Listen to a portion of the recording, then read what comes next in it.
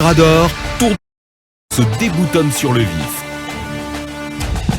On en viendra tout à l'heure à ce sujet central donc, qui constitue le fil d'Ariane de notre émission de ce jour, parce que c'est avec un cœur assez serré, un cœur lourd, un cœur brisé en 1000 morceaux donc suite à ce lundi noir en République de Guinée. Vous l'avez remarqué dans l'intro proposée par Talibé Bari, plusieurs cas d'accident à travers le pays, avec à la clé donc plusieurs de nos compatriotes qui ont été emportés, qui ont été tués donc sur les routes de notre pays. Toutes nos condoléances déjà pour commencer aux familles endeuillées, mais aussi à l'ensemble du peuple de Guinée. On en viendra à ce sujet central dans un instant. Bonjour à toute l'équipe. Mohamed, pour commencer, si on est dans le tour de chauffe, on s'intéresse aux fraudes au BEPC. Le procureur général Charles Rouet qui annonce des poursuites. Oui, le procureur général Charles Rouet qui annonce des poursuites. Bonjour d'abord et bonjour à la paisible population de Madina à Kankan et bonjour surtout à Kankan parce que vous savez le fleuve Milo aujourd'hui est dans un état très lamentable. Mohamed. Très lamentable.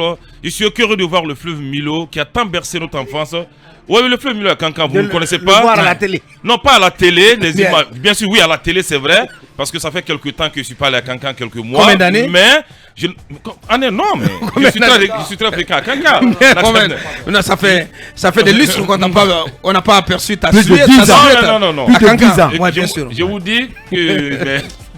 Bien. Kankan. On t'écoute à Kankan là. Non, mais Bien sûr. j'ai dit que le fleuve Milo est dans un état très très lamentable. Bien. C'est devenu vraiment le combos biso de la route Guinée. J'espère que les ressortissants et les autorités prendront à bras le conseil. C'est que c'est de Kankan. Basekou. Par endroit, oui. Non, mais je lui ai dit, Oui, par endroit. il doit plus à Kankan qu'à Dubreka. Bien sûr. Parce que nous l'avons adopté. Il doit plus à Je ne suis Kankan pas de et Kankan. à Mandiana. Nous l'avons adopté. Bien sûr. Nous l'avons adopté. Non, Et je ne suis j'espère pas de qu'ils seront Kankan, je n'ai pas été reconnaissants. adopté. On l'a donné Je sais un le peu- savoir. On l'a donné le savoir et autre chose. Je sais un peu sur le fleuve Milo aussi, Bien. qui est pratiquement en voie de disparition, on va le dire comme ça, puisque il y a cette activité qui consiste à extraire le sable qui est devenue une activité très dangereuse aujourd'hui pour le fleuve Milo. En saison sèche, pratiquement c'est le lit du fleuve qui se rétrécit et il y a aussi cette action néfaste qui consiste à la confection des briques, mais également d'autres activités parallèles mêlées sur le long du fleuve aujourd'hui qui contribuent de façon drastique donc à réduire le lit du fleuve. Je pense qu'il y a des ONG aujourd'hui qui sont créées du côté Bien. de Kankan qui se battent aujourd'hui Et connaît pour bien Kankan. restaurer l'environnement du côté de Kankan. Merci. Bien. Basekou. Alors, le procureur général Charles Rouet encore fait parler de lui évidemment, mais positivement, il faut le reconnaître. Bien. Parce qu'il tape du poing sur la table des hommes. Hier, tantôt, je parlais des réformes menées Elle a toujours fait parler de lui positivement, Mohamed. Oui, Soit d'accord. dit en passant. Ouais. Ok. N'en déplaise. Non, laissez-moi le bout de mes Bien. idées, monsieur. Bien. Vous ne pouvez pas me distraire. Non, mais je ne vous distrais pas, Mohamed. Bien sûr. Bien.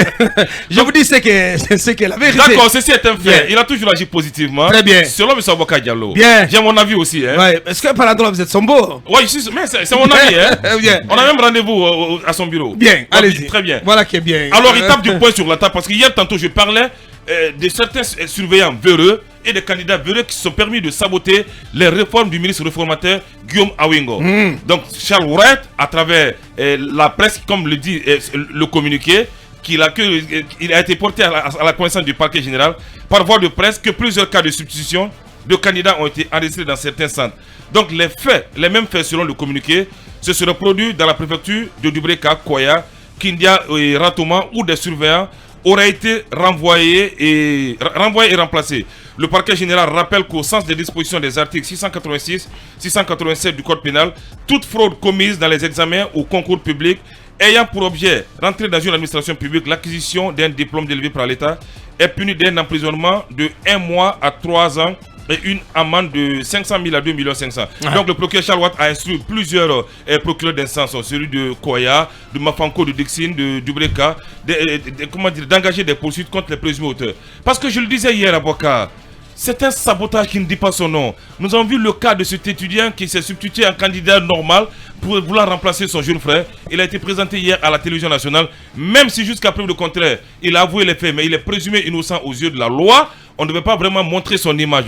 Secondo, les surveillants qui se sont permis avec des téléphones de prendre les sujets et de les faire fuiter entre guillemets en traitant les sujets. Parce que quelque part, c'est la magouille de certaines écoles privées. On a des surveillants qu'on essaie de positionner à leur faveur. Lorsqu'il y a les sujets, on traite, on remet à leur candidat pour qu'on dise que cette école a eu 100%, 50%. Donc le procureur général, c'est une mesure à saluer. On espère qu'elle ira jusqu'au bout. Il faudra qu'on fasse des arrestations avec cette situation. Je crois qu'il y a déjà des interpellations. Des interpellations. Bien. Ce jeune qui s'est substitué en élève du BPC. Mais c'est dommage. C'est lamentable, c'est écœurant. C'est éhonté de sa part qu'il se mette dans son kaki et pour venir remplacer son jeune frère pour un examen, le BPC.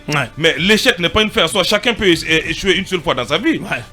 Certainement, beaucoup de personnes ont échoué au bac au BPC. Mais si vous avez peur de cette honte peut-être familiale de la société, vous substituez, vous violez la loi. Charles Ourat est là. Donc il va répondre à cette même loi. Merci Mohamed. Bonjour Lincoln.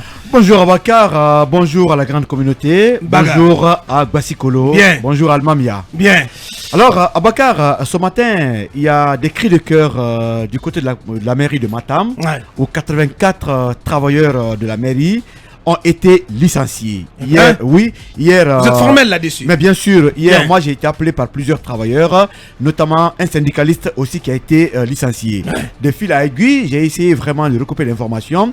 J'ai pu avoir le ministre, le maire Ismaël Condé, qui était accusé par ces travailleurs d'être en tout cas l'auteur de ces licenciements. C'est un licenciement massif, ça. Oui, effectivement. Le maire m'a dit qu'il n'y est pour rien et que c'est une décision qui vient en tout cas du ministre Mori Condé. Et quel est le statut de ces travailleurs? Bon, je crois que c'est des contractuels. C'est des contractuels. Si c'est le cas, mais si le ministre a décidé de rompre leur contrat, je ne sais pas ce qui est prévu dans le contrat, mais bon, il n'y a pas que des contractuels, parce que j'apprends que comme en Guinée, il y a des contractuels qui font pratiquement 20 ans, 30 ans, sans être peut-être, comment on appelle, engagés. Donc cela arrive. Mais le cri de cœur de ces travailleurs, c'est le fait que pour le moment, aucune mesure n'est prise, au moins pour quand même les accompagner. Donc pour eux, ils sont laissés pour compte et finalement rien ne va se passer. Donc on interpelle le ministre Mori Condé. C'est pas mauvais de laisser des gens, mais en les laissant quand même, c'est des pères de famille, c'est des gens qui en tout cas nourrissent beaucoup de bouches. Faut pas quand même pas les jeter, les abandonner. Faut se méfier des syndicalistes. Oui, Abakar. Pendant ce temps, on apprend que les portes du bâtiment qui abrite ou qui accueille le personnel de l'ancien ministère de la jeunesse, les portes de cet immeuble sont restées closes hier. Le personnel donc on n'a pas pu avoir accès à ces bureaux parce que tout simplement à printemps, le propriétaire a décidé de barricader les lieux faute de paiement de loyer. Il y a un problème sérieux dans ce pays. L'État a plusieurs bâtiments. Donc aujourd'hui, ce pan du ministère donc dirigé par Béa Diallo se retrouve à la rue. Le personnel se retrouve à la rue, donc un personnel SDF. Abakar, c'est en Guinée. SBF, sans bureau fixe. C'est en Guinée où les services laissent ces bâtiments étatiques pour aller louer des maisons privées. La conférence de presse, la dernière de Bantamasso, conférence bilan, la question lui a été posée. À combien l'État paye pour la location de ce bâtiment? La réponse n'a jamais été donnée, puisque c'est des magouilles qui tournent autour de ces locations. Bien sûr. Si, vous avez vu le cas de la CENI. Si un bâtiment coûte 25 millions par mois, dans la facture, on mettra 1 milliard. Donc, de sorte que... À la CENI, c'était pas ça. Non, il y avait la surfaction. Non, mais ça a été maîtrisé. C'est un mauvais exemple. Non, pas du tout. Mohamed, attention, ça a été maîtrisé plus Non, à la CENI, ça a été maîtrisé. Écoute-moi, tu n'as rien à dire. Non, tu n'as rien à dire. Non, tu ne connais Moi, pas. je n'ai pas dit qu'il y a une surfacturation du loyer à la CENI. Non, c'est un fait grave. Non, c'est pas ça n'a jamais été prouvé. Mohamed, arrête.